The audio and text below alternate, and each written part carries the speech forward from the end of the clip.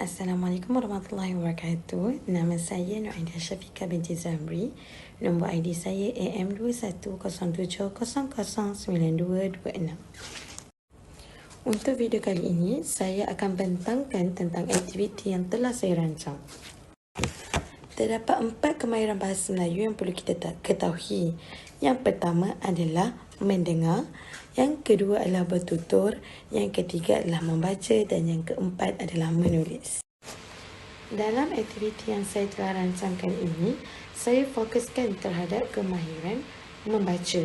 Mengeja merupakan salah satu elemen dalam kemahiran membaca. Mengeja amatlah penting bagi setiap kanak-kanak kerana mengeja mendorong kanak-kanak supaya dapat membaca dengan lancar dan jelas. Jadi dengan itu, kita sebagai ibu bapa dan guru perlulah mengasah kemahiran mengeja ini kepada kanak-kanak agar mereka lebih cepat membaca dengan lancar serta proses pembelajaran mereka lebih berkualiti. Nama yang diberikan untuk aktiviti yang saya telah rancangkan ini ialah benih-benih huruf. Aktiviti ini amat bersesuaian untuk kanak-kanak yang berumur 5 tahun. Aktiviti ini juga direka untuk kanak-kanak ini lebih mahir dalam mengeja supaya mereka ini lebih mudah proses pembelajarannya.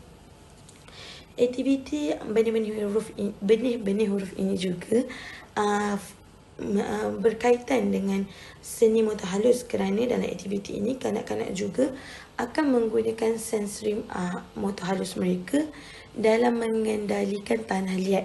Mereka akan menguli dan juga menekan-nekankan tanah liat tersebut supaya dapat dijadikan tapak untuk menanam huruf pada tapak tersebut. Selain daripada seni mutahalus, aktiviti ini juga dapat mengukuhkan ingatan kanak-kanak supaya mereka boleh mengaplikasikan pembelajaran mereka sebentar tadi ketika sesi ulang kaji dengan menggunakan aktiviti ini. Terdapat 4 kepentingan dalam aktiviti ini. Yang pertama adalah meningkatkan seni mutahalus. Yang kedua, meningkatkan keupayaan kanak-kanak untuk mengeja. Yang ketiga, meningkatkan keyakinan kanak-kanak untuk mengeja. Yang keempat adalah meningkatkan kemahiran berfikir bagi kanak-kanak. Secara konklusinya, kemahiran membaca ini amatlah penting bagi setiap kanak-kanak agar proses pembelajaran mereka dapat berjalan dengan lancar dan lebih berkualiti. Jadi, sebelum kanak-kanak ini mahir untuk membaca, mengeja merupakan elemen penting yang perlu diambil perhatian oleh ibu bapa maupun guru di sekolah.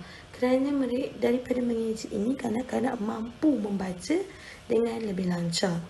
Jadi, sebelum membaca dengan lancar, kanak-kanak ini juga perlu menguasai mengeja dengan lancar ataupun mereka lebih mudah dikatakan lancar dalam mengeja, lancarlah dalam membaca.